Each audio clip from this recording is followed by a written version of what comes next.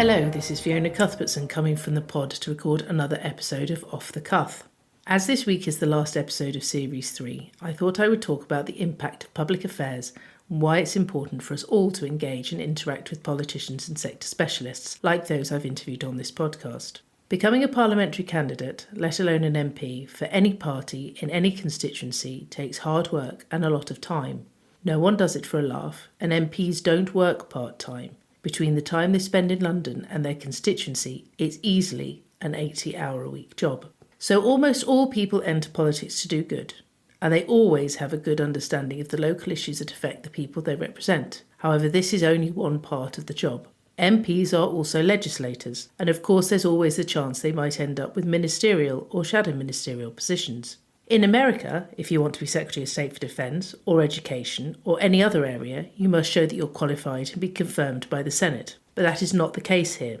Here it is the responsibility of the Prime Minister to make those calls and appoint that person. The PM will have guidance from the Chief Whip, but the reality is that appointments made are often down to political tactics as well as a belief that the person can do the job. Of course, ministers do have the civil service to advise them, but they usually don't want to rely on one source of information and, of course, such help and support is only available in very limited quantities to shadow teams. They do get what is known as short money, but most of this is used for campaigning and party management.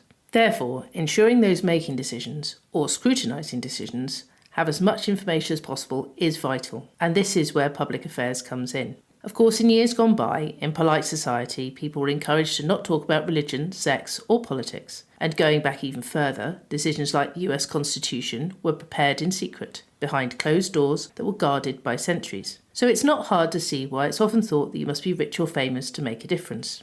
But this is not true. The reality is that politics impacts everybody's life. We are all part of a wider world, so everyone should be able to put their view. And they can, if they know how. And this is where the professional art of political engagement comes in, otherwise known as lobbying, public affairs, or any other number of nice or not so nice ways of describing it. So what do people like me do? Public affairs practitioners work to influence public policy for our clients. We do this by establishing what needs to be changed to help the client or industry they work in, create arguments that support our position, and build relationships with those that have the say, the political stakeholders. So, if we don't have the final say, one might ask, what's the point? Is it just self-congratulatory so people can post a selfie and say, I was there? Is it about saying you had a word in someone's ear and suddenly things changed, without due diligence, without assessment or review?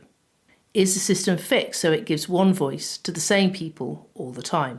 Thank God, the answer to all of those questions is a resounding no. Anyone can say to the Prime Minister or the relevant cabinet member something like, do you believe that children with special educational needs should have an education that suits them? Or do you believe that there should be a level playing field for high street stores versus online shops? Or should there be measures in place to ensure that women feel safer on trains? Or anything else on any other subject? And reasonable ideas that would have a positive impact would probably find themselves with general agreement. However, what isn't established is how any of these things might realistically happen. And unless legislation is enacted, unless civil servants are tasked with mapping out real change to the system, none of these words mean anything at all. I've been involved in politics for almost 30 years now, and I've learned some hard lessons along the way, but lessons that have made me a better advocate for those I'm lucky enough to represent.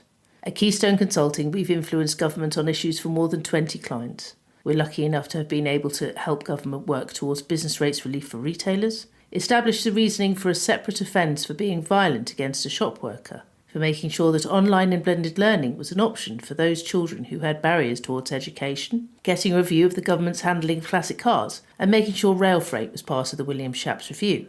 And the list will go on as our business goes into its 13th year. However, politics is a cutthroat industry, and you have to be prepared for curveballs. As a 19-year-old member of the Block of Three of NUS Wales, I wanted to take a sabbatical after my second year of service. However, going into that particular election, I was not prepared for the political and personal annihilation exacted on me by the then NUS Wales president, someone who after finishing his time in student politics became a promising young lawyer and who has now become the first black First Minister of Wales. But as horrible as all that was, and it was, the lessons he taught me have been invaluable. If you want to be in the position where you're able to make change and influence, you must never take anything for granted. You must watch your back and be prepared for all scenarios as you don't know how events are going to turn out, what might be coming down the track, or who might pop out of the woodwork. Because as Vaughan said to me after the event, in politics you always need to be thorough, as you just never know. He taught me to be a doer. He taught me that in public affairs, like life, you don't have to know everything, but what you do say must be logical with reasoning behind it. It must be able to hold itself up to argument and debate, because when people believe passionately about something, they won't give up without a fight. And in this world, you can be sure someone will have the opposing view to you. And you must be able to adapt and look to the other side of the argument. Just because someone doesn't agree with you doesn't mean that you can't learn from them. Don't ignore them. Don't cancel them. Don't think they have no value because their view is different to yours. Think. Assess what they say, what they do, why and how they do it.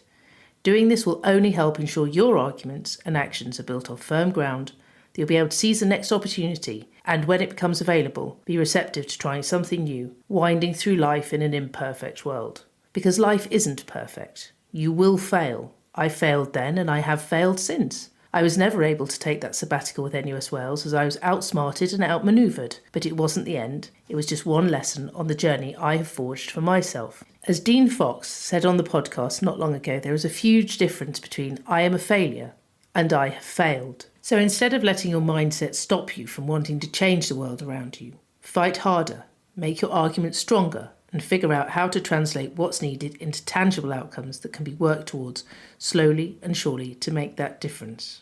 Tom Brokaw said, "It's easy to make a buck. It's a lot tougher to make a difference."